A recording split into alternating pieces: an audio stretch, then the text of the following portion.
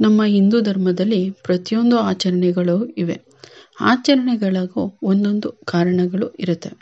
ನಮಗೆ ಕೆಲವೊಂದು ತಿಳಿದಿರುತ್ತೆ, ಕೆಲವೊಂದು ತಿಳಿದಿರಲ್ಲ.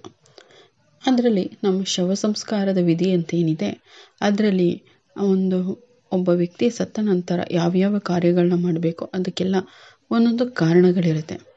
ಆ ಕಾರಣಗಳು ಯಾವ ರೀತಿ ಮಾಡಬೇಕು ಅನ್ನೋದಕ್ಕೆ ಒಂದೊಂದು ಕಾರಣ ಇರುತ್ತೆ. ಅದನ್ನು ತಿಳ್ಕೊಂಡು ಮಾಡಬೇಕಾಗಿರುತ್ತೆ. ಕೆಲವೊಂದು ಗೊತ್ತಿರಲ್ಲ, ಸುಮ್ಮನೆ ಮಾಡ್ಕೊಂಡು ಹೋಗ್ತಾ ಇರ್ತೀವಿ. ಹಾಗೆ ಅದರಲ್ಲಿ ಇದೊಂದು ಯಾವುದು ಅಂದರೆ, ಚಿತಾಭಸ್ಮವನ್ನು ಗಂಗಾ ನದಿಲಿ ಬಿಡಬೇಕು ಅಥವಾ ಕೆಲವೊಂದು ಪುಣ್ಯ ಸ್ಥಳಗಳಲ್ಲಿ ಮಾತ್ರ ಬಿಡ್ತೀವಿ. ಎಲ್ಲ ಕಡೆ ನೀರಿದ್ರೂ ಕೂಡ ಎಲ್ಲ ಕಡೆ ಬಿಡಲ್ಲ. ಅದಕ್ಕೆ ಕೆಲವೊಂದು ಗೊತ್ತು ಮಾಡಿರೋ ಸ್ಥಳಗಳಲ್ಲಿ ಮಾತ್ರ ಬಿಡ್ತೀವಿ. ಅದರಲ್ಲೂ ಗಂಗಾ ನದಿಯಲ್ಲಿ ಬಿಡಬೇಕು ಅಂತ ಹೇಳ್ತಾರೆ. ಅದಕ್ಕೆ ಏನು ಕಾರಣ ಅಂತ ಈ ವಿಡಿಯೋದಲ್ಲಿ ತಿಳಿಸ್ಕೊಡ್ತೀನಿ. ಅದಕ್ಕೂ ಮುಂಚೆ ಯಾರು ನನ್ನ ಚಾನಲ್ ಸಬ್ಸ್ಕ್ರೈಬ್ ಮಾಡದೆ ನೋಡ್ತಾ ಇದ್ದೀರೋ ಅವರು ಸಬ್ಸ್ಕ್ರೈಬ್ ಮಾಡ್ಕೊಳ್ಳಿ. ಹಾಗೆ ವಿಡಿಯೋಗೆ ಒಂದು ಲೈಕ್ ಮಾಡಿ. ಬನ್ನಿ ಏನು ಕಾರಣ ಅಂತ ಹೇಳ್ತೀನಿ. ನಮ್ಮ ಹಿಂದೂ ಧರ್ಮದಲ್ಲಿ ದೇವಿ ಗಂಗಾ ಮಾತೆಯನ್ನು ಪೂಜನೀಯ ಸ್ವರೂಪದಲ್ಲಿ ಪೂಜಿಸ್ತೀವಿ.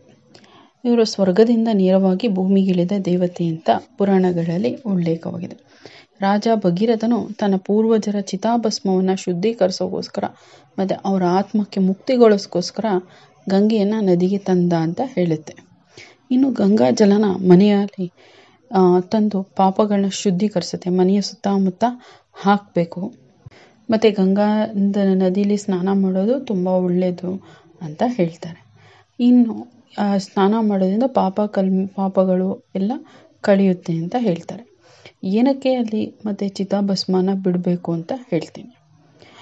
ಹಿಂದೂ ಧರ್ಮದಲ್ಲಿ ಶವ ಸಂಸ್ಕಾರಕ್ಕೆ ಮತ್ತು ಸತ್ತವ್ರನ್ನ ವಿಲೇವಾರಿ ಮಾಡೋದಕ್ಕೆ ಕೆಲವೊಂದು ವಿಧಾನಗಳಿವೆ.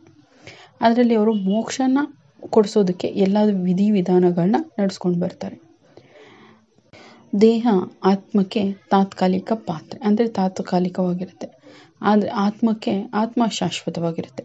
ಸಾವಿನ ನಂತರ ದೇಹನ ಸುಡೋದ್ರಿಂದ ಆತ್ಮ ತನ್ನ ಐಹಿಕ ಅಂದರೆ ಸುತ್ತಮುತ್ತಲಿರೋ ಬಂಧಗಳಿಂದ ಬಿಡುಗಡೆ ಹೊಂದುತ್ತೆ ಮತ್ತು ಮೋಕ್ಷದ ಕಡೆಗೆ ಪ್ರಯಾಣನ ಬೆಳೆಸುತ್ತೆ.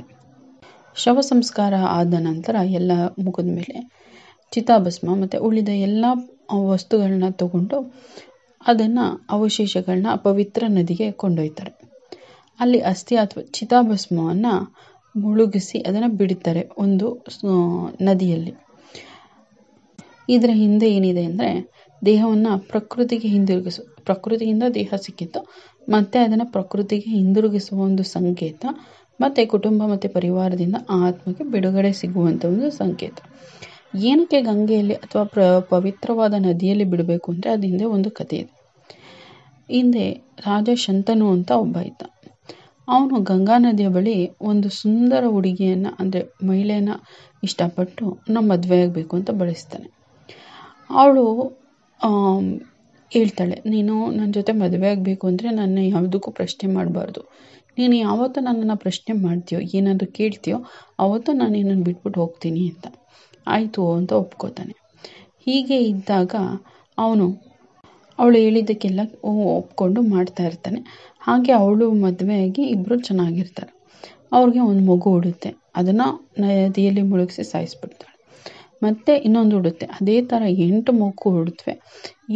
7 ಮಗು ಹುಟ್ಟಿದಾಗ ಸಾಯಿಸಿದ್ರು ಸುಮ್ಮನಿರ್ತಾನೆ. ಪ್ರಶ್ನೆ ಮಾಡಿದ್ರೆ ಅವಳು ಹೊರಟೋಗ್ಬಿಡ್ತಾಳೆ ಅಂತ. ಕೊನೆಗೆ 8ನೇ ಮಗು ಅವನು ಮುಳುಗ್ಸೋಕ್ಕೆ ಪ್ರಯತ್ನ ಪಡಬೇಕಾದ್ರೆ ಅವನು ಯಾಕೆ ಹಿಂಗೆ ಮುಳುಗಿಸ್ತಾ ಇದೆಯಾ ಅಂತ ಕೇಳ್ತಾನೆ. ಆವಾಗ ನೀನು ಈಗ ಪ್ರಶ್ನೆ ಮಾಡೋ ತನಕ ಮಾತ್ರ ನಾನು ನಿನ್ನ ಜೊತೆ ಇರ್ತೀನಿ ಅಂತ ಹೇಳಿದ್ದು. ಇನ್ನು ನಾನು ಹೋಗ್ತೀನಿ, ಆದರೆ ಏನಕ್ಕೆ ಮುಳುಗಿಸ್ತೆ ಅಂತ ಹೇಳ್ತೀನಿ ಕೇಳು ಅಂದ್ಬಿಟ್ಟು ಹೇಳ್ತಾಳೆ. ನಾನು ಗಂಗೆ, ನನಗೆ ಶಾಪ ಇತ್ತು, ಅದಕ್ಕೋಸ್ಕರ ನಿನ್ನ ಮದುವೆಯಾಗಿ ಬಂದೆ. ಜೊತೆಗೆ ಈಗ ನಾನು ಏನು ಸಾಯಿಸಿದೆ ಅವರೆಲ್ಲ ವಸುಗಳು. ಆ ಮಕ್ಕಳುಗಳು ವಸುಗಳಾಗಿ ಮತ್ಸ್ಯರಾಗಿ ಹುಟ್ಟುವಂತೆ ಶಪಿಸಲಾಗಿತ್ತು. ಆ ವಸುಗಳು ಮತ್ಸ್ಯರಾಗಿ ಹುಟ್ಟಿ ಅವರು ಇಲ್ಲಿ ಗಂಗೆಯಲ್ಲಿ ಮುಳುಗಿಸಿ ನಾನು ಶಾಪ ವಿಮೋಚನೆಗೊಳಿಸ್ತಾ ಇದ್ದೀನಿ. ಇದು ಅವರು ಶಾಪವನ್ನು ವಿಮೋಚನೆಗೊಳಿಸೋದಕ್ಕೋಸ್ಕರ ಮಾಡಿದ್ದು. ಇನ್ನು ಯಾರು ಇದೇ ಕಾರಣದಿಂದ ನನ್ನ ಈ ಚಿತಾಭಸ್ಮನ ಯಾರು ಗಂಗೆಯಲ್ಲಿ ಮುಳುಗಿಸ್ತಾರೋ ಅವರ ಪಾಪಗಳು ಕಳೆದು ಸ್ವರ್ಗಕ್ಕೆ ಹೋಗ್ತಾರೆ ಅನ್ನೋ ನಂಬಿಕೆ ಇದೆ. ಇನ್ನು ಚಿತಾಭಸ್ಮನ ಒಮ್ಮೆ ಪವಿತ್ರ ನದಿಗೆ ಮುಳುಗಿಸಿದ್ರೆ ಆತ್ಮವು ತನ್ನ ದಾರಿ ಅಂದರೆ ಮರಣಾನಂತರ ಎಲ್ಲಿ ಹೋಗಬೇಕೋ ಅಲ್ಲಿಗೆ ಯಾವುದೇ ಹಿಂಸೆ ದುಃಖ ಇಲ್ಲದೇ ಎಲ್ಲ ಬಂಧಗಳಿಂದ ಬಿಡುಗಡೆ ಹೊಂದಿ ಹೋಗುತ್ತೆ ಅನ್ನೋ ಭರವಸೆ ಇದೆ. ಇನ್ನು ಮೃತರ ಕುಟುಂಬವು ಕೂಡ ಆತ್ಮವು ಜನ್ಮ ಮರಣ ಮತ್ತು ಪುನರ್ಜನ್ಮ ಚಕ್ರದಿಂದ ಮುಕ್ತವಾಗುತ್ತೆ, ಮೋಕ್ಷನ ಪಡೆಯಲು ಸಹಾಯ ಆಗುತ್ತೆ ಅನ್ನೋ ನಂಬಿಕೆ ನಮ್ಮ ಪುರಾಣದಲ್ಲಿ ಇದೆ. ಈ ವಿಡಿಯೋ ಇಷ್ಟ ಆಗಿದೆ ಅಂತ ಭಾವಿಸ್ತೀನಿ. ಇಷ್ಟ ಆಗಿರೋ ಲೈಕ್ ಮಾಡಿ, ಹಾಗೆ ನನ್ನ ಚಾನಲ್ನ ಸಬ್ಸ್ಕ್ರೈಬ್ ಮಾಡ್ಕೊಳ್ಳಿ. ಹಾಗೆ ಮುಂದಿನ ವಿಡಿಯೋದಲ್ಲಿ ಸಿಗೋಣ. ಕೇಳಿದ್ದಕ್ಕಾಗಿ ಧನ್ಯವಾದಗಳು.